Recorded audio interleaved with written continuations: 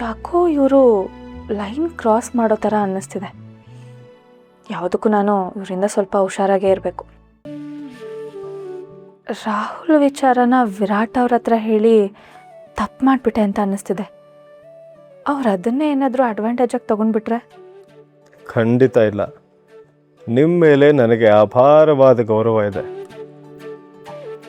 ನಿಮ್ಮ ಜೊತೆ ಮಾತಾಡಿದ ಖುಷಿನೂ ಕೊಡ್ತು. ಥ್ಯಾಂಕ್ ಯು ಅರ್ಚನಾ ಅವರೇ.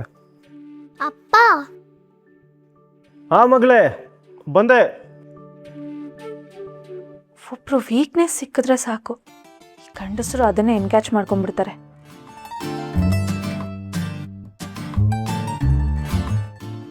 ಇಲ್ಲ ಇಲ್ಲ ಇಲ್ಲ, ವಿರಾಟ್ ಅವರು ಆ ಥರ ವ್ಯಕ್ತಿ ಅಲ್ಲ.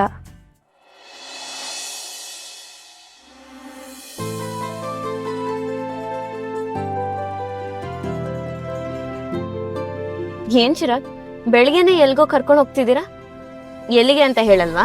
ಸರ್ಪ್ರೈಸ್. ಯಾಕೋ ಇತ್ತೀಚೆಗೆ ತುಂಬಾನೇ ಸರ್ಪ್ರೈಸ್ ಕೊಡ್ತಿದ್ದೀರಾ. ನಮ್ಗೆ ಇಷ್ಟ ಆದವ್ರಿಗೆ ಅವಾಗ ಸರ್ಪ್ರೈಸ್ ಕೊಡ್ತಾ ಇರಬೇಕು. ಅದ್ರಲ್ಲಿ ಸಿಗೋ ಮಜಾ ಇನ್ಯಾವ್ದ್ರಲ್ಲಿ ಸಿಗುತ್ತೆ ಹೇಳಿ? ಚಿರಾಗ್, ಯಾಕೆ ನಿಮಗೆ ನಾನು ಇಷ್ಟ ಆಗಿದ್ದೀನಿ? ಅದು ಗೊತ್ತಿಲ್ಲ ಕಣ್ರಿ. ಒಟ್ನಲ್ಲಿ ನಿಮ್ಮನ್ನು ಬಿಟ್ಟಿರಕ್ಕಾಗಲ್ಲ. ಮತ್ತೆ ದೀಪ ಅವ್ರ ಕತೆ? ಸದ್ಯದಲ್ಲೇ ದೀಪ ಅವ್ರು ನಮ್ಮ ಕಣ್ಮುಂದೆ ಬರ್ತಾರೆ. ಹೌದಾ? ಅದ್ ಹೆಂಗೆ ಹೇಳ್ತೀರಾ? ನನ್ನ ಮನ್ಸಿಗೆ ಅನ್ನಿಸ್ತಾ ಇದೆ ರೀ. ನೀವೇನೋ ನನ್ನನ್ನು ಇಷ್ಟಪಡೋ ಥರ ನಾನು ನಿಮ್ಮನ್ನು ಇಷ್ಟಪಡ್ಬೇಕಲ್ವಾ? ಆ ಟೈಮು ಬಂದೇ ಬರುತ್ತೆ. ಹೌದಾ? ನಿಮ್ಗೆ ಹಂಗ ಅನ್ಸ್ತಿದ್ಯಾ? ಹೌದು. ಯಾಕೆ ಎಲ್ಲಿ ನಿಲ್ಸಿದ್ರಿ? ಎಲ್ಲ ಹೋಗ್ತಿದೀವಿ? ಇಲ್ಲೊಂದು ಸ್ಪೆಷಲ್ ಹೋಟ್ಲ್ ಇದೆ. ದೀಪ ಅವರು ನಾನು ಆಗಾಗ ಬರ್ತಾ ಇದ್ವಿ. ಅದಕ್ಕೆ ನಿಮ್ಮನ್ನು ಕರ್ಕೊಂಬರೋಣ ಅಂತ ಕರ್ಕೊಂಬಂದೆ. ಬನ್ನಿ.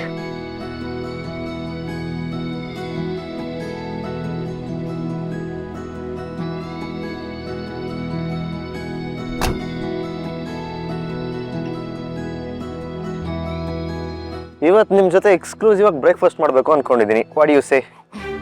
ಆಲ್ರೆಡಿ ಫೋರ್ಸ್ಫುಲ್ ಆಗಿ ಕರ್ಕೊಂಡು ಬಂದ್ಬಿಟ್ಟಿದ್ದೀರಾ. ಇವಾಗ ಬ್ರೇಕ್ಫಾಸ್ಟಿಗೆ ನೋ ಅನ್ನಕ್ಕಾಗತ್ತಾ? ನಿಮ್ಗೆ ಇಷ್ಟ ಇದ್ರೆ ಮಾತ್ರಪ್ಪ, ಬಲವಂತ ಎಲ್ಲ ಮಾಡಲ್ಲ ನಾವು. ಚಿರಾಗ್, ಬ್ರೇಕ್ಫಾಸ್ಟ್ ತಾನೆ, ಬನ್ನಿ ಹೋಗೋಣ. ಬನ್ನಿ.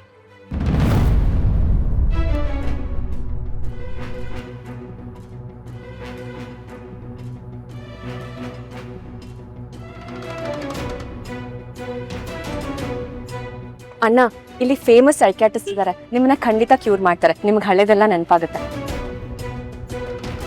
ನರಸಿಂಹ, ಇದೇನಾ ಲೊಕೇಶನ್? ಇದೇ ಬಿಲ್ಡಿಂಗ್ ಇರಬೇಕು. ನೋಡೋಣ, ಲೊಕೇಶನ್ ಇಲ್ಲೇ ತೋರಿಸ್ತಾರೆ. ನಡಿ.